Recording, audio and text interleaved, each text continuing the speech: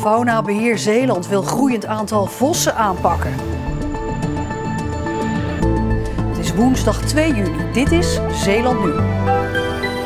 Aantal dieren fors gestegen in Zeeland. Genieten van het mooie weer. En een boom in plaats van een grafsteen. Goedenavond. Het aantal vossen in Zeeland groeit de laatste jaren ontzettend hard. In 10 jaar tijd is het aantal verdrievoudigd tot bijna zo'n 400 vossen. En het einde is nog lang niet in zicht, zeggen de jagers van de Faunabeheereenheid Zeeland. Als we andere dieren zoals de kust- en weidevogels willen beschermen, zeggen ze, dan moeten we ingrijpen. Zeeland is een opkomende populatie. Die heeft zich daar, met uitzondering van Zeeuws-Vlaanderen, heeft die vos zich daar nog niet volledig gesetteld. Er zijn nog gebieden echt vosluw. En dat zijn vaak de gebieden waar kwetsbare soorten voorkomen, kwetsbare vogelsoorten. Als wij niks aan die vos zouden doen en die zou zich enorm gaan uitbreiden, omdat niks anders hem in de weg zou staan, dan is er natuurlijk een hele reële kans dat hij wel een van de predatoren is die er uiteindelijk voor zorgt dat bepaalde soorten gaan verdwijnen.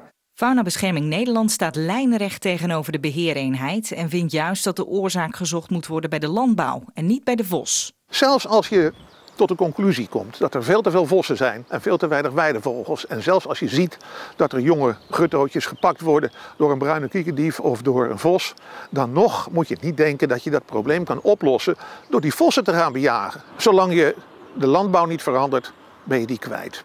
De Faunabeheereenheid snapt dat de vos in het Zeeuwse landschap hoort. Maar omdat de prioriteit bij het behouden van kustbroeders en weidevogels ligt, heeft dat consequenties voor de vos. Hij heeft wel degelijk een hele belangrijke rol in het ecosysteem. En dat onderkennen wij ook niet. Alleen, je wilt een balans creëren. En dat is heel belangrijk. Dat heeft ook met keuzes te maken. Als wij kiezen voor het behoud van weidevogels en kustbroeders en wij er aan de ene kant heel veel geld in stoppen en heel veel arbeidsuren door terreininrichting, door subsidies, door noem het maar op. En aan de andere kant niks doen aan de bedreigingen voor deze dieren, ja, dan gaan we niet bereiken wat we wensen. Het gevolg is dus dat er intensiever op vossen gejaagd moet worden om de balans terug te krijgen. Maar dat kan en mag volgens de natuurbeschermers helemaal niet. Ten eerste is dat eigenlijk volgens de wet verboden. Je moet een reden hebben om dieren te gaan doden. Er moet sprake zijn van ernstige schade. Die moet je om te beginnen op een alternatieve manier proberen op te lossen. En als je weet dat dat niet lukt, dan kan je overwegen om een diersoort die ernstige schade veroorzaakt te gaan bestrijden. Maar dan moet het ook nog wel helpen. En dat doet het niet, dat weten we al jarenlang. De laatste jaren wordt er ook steeds meer gebruik gemaakt van afrasteringen rondom natuurgebieden. Naast dat het ontzettend veel geld kost, is het ook geen duurzame oplossing voor het probleem. Op grote schaal is dit een zeer onwerkbare maatregel, omdat een groot raster altijd heel gevoelig is voor openingen. Dus dat er valt een keer een boom overheen of er komt een keer een gat onderdoor. En het houdt al die andere diersoorten helemaal niet tegen. Vliegende kraaien, meeuwen, ooievaars, blauwe reigers. Dat houdt hij allemaal niet tegen. Die kleine marterachtige hermelijn en bunzing en wezel en ratten, die glippen er allemaal gewoon onderdoor. Dus het kan niet gewoon 100% werken, dat bestaat niet. Geen afrasteringen of schrikdraad dus om de vos tegen te houden. Daar is iedereen het over eens. Wie nu aan zet lijkt, is de provincie. Die moet bepalen welke dieren het beschermen waard zijn. De vossen of de kust- en weidevogels.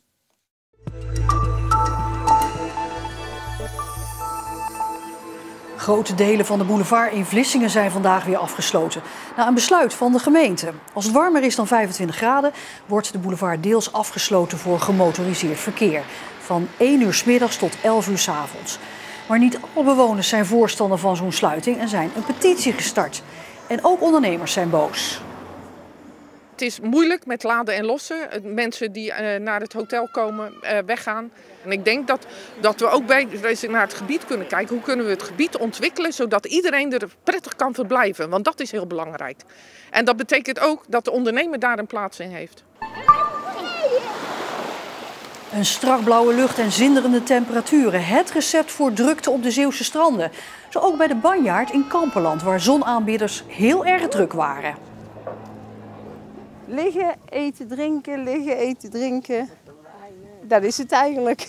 Blije mensen zien, daar word ik blij van. En weeflemmen. Gewoon alles waarvan je het gevoel hebt dat je het mis hebt gelopen, even inhalen. Het is hier geweldig, het is hier zo mooi. Ik ben 1 keer in het water geweest, eigenlijk gewoon 2 keer. Ik vond het gewoon super lekker. Waar beter te zijn dan aan de rand van Nederland met zo'n weer. Ja, ik heb ook een heel vervelend leven. Kunt u wel zien, hè, denk ik.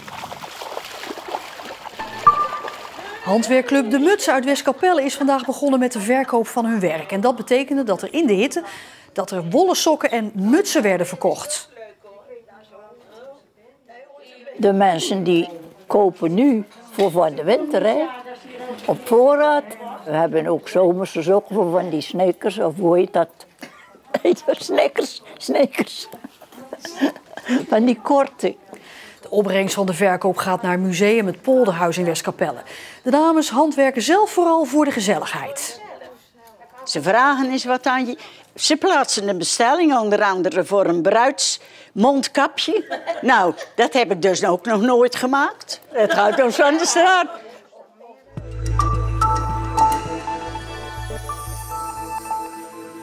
Na ruim een half jaar stilte klinkt er iedere donderdag weer draaiorgelmuziek in de binnenstad van Middelburg. Peter Dekker uit Delft zorgt al 20 jaar voor die muziek. Maar ja, de afgelopen maanden waren er te weinig mensen op straat om daarvoor naar Zeeland te rijden.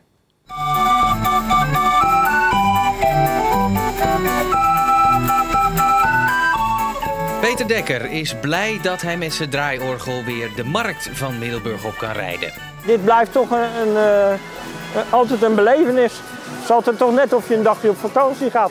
Maandenlang was het voor hem niet de moeite om vanuit Delft naar Middelburg te reizen, omdat er te weinig mensen in de stad rondliepen. Dan ving ik hier 2 of 3 tientjes, ja, ik heb zoveel kosten, dat lukt me gewoon niet. Ik heb 100 opdrachten per jaar ongeveer, iets meer, iets minder. En die raakte ik allemaal kwijt. Mensen gingen afbellen in paniek en ik denk nou, ik sta er slecht op. En toen heb ik eigenlijk gedacht, ja, wat moet ik nou doen? Mijn straatwerk is weg, mijn opdrachten zijn weg. Ja, ik heb niks meer eigenlijk. Een telefoontje van een bloemenhandelaar uit Ridderkerk was zijn redding. Die wilde met Dekker en zijn draaiorgel langs 7 verzorgingshuizen. Toen kwam ik in de media en dat werd natuurlijk heel goed opgepikt. Ja, en toen kreeg ik allemaal opdrachten voor felicitaties van mensen bij verzorgingshuizen, bij gehandicapten. En zo heb ik me eigenlijk in leven gehouden. Hij verwacht dat dat ook de toekomst is voor zijn draaiorgel. Want het maken van muziek op straat, dat is in de loop der jaren enorm veranderd.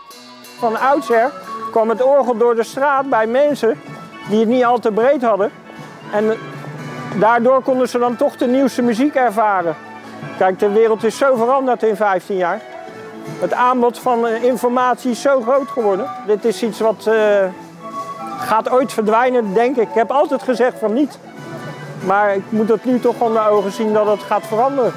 Maar we hoeven niet bang te zijn dat hij helemaal uit het straatbeeld verdwijnt. Wat voor mij belangrijk is, dat de mensen me op straat zien.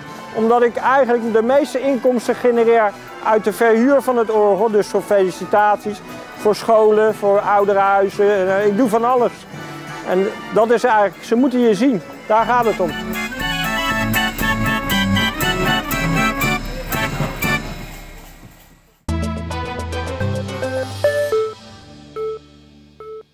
Een boom planten als herinnering aan een dierbare is mateloos populair. Zo populair dat na het herdenkingsbos in Schuddebeurs en Dishoek ook het zogeheten bos van de toekomst bij Capelle vol begint te raken. We zitten nu aan de dikke 400 bomen. Uiteindelijk denken we, achter mij heb je nog een stuk waar nog bomen komen. Ik denk dat we nog zo'n 150 bij krijgen uiteindelijk en dan is het vol. 1 keer per jaar wordt er geplant, in december. En de aanvragen voor dit jaar lopen snel op. Zeker tegen de periode aan dat we gaan planten, komen er steeds meer. Dus we denken dat we toch al gauw weer aan de 70 bomen zullen zitten dit komende december. Dat betekent dat er al wordt gezocht naar een plek voor een nieuw herdenkingsbos in Zeeland. Ja, daar zijn we eigenlijk stiekem mee geweldig. Ik mag nog niet verklappen waar, maar we zijn ermee bezig. Want het voldoet echt aan een behoefte van mensen. Mensen hebben graag een plekje waar ze naar terug kunnen keren. Kerkhof ga echt terug om iemand te herdenken die dood is. En hier gaat het misschien wat verder of wat dieper. Ja, Anke Tanihatu, jij was in dat herdenkingsbos. Ja. Is het inderdaad minder beladen? Ja, je zag het. Hè? Ik bedoel, je ziet daar kinderen spelen, je ziet daar mensen wandelen. Een kerkhof is echt de dood. En dit is het leven en groei. En daar komt nog bij, je hoeft dus niet dood te zijn om daar een boom te hebben.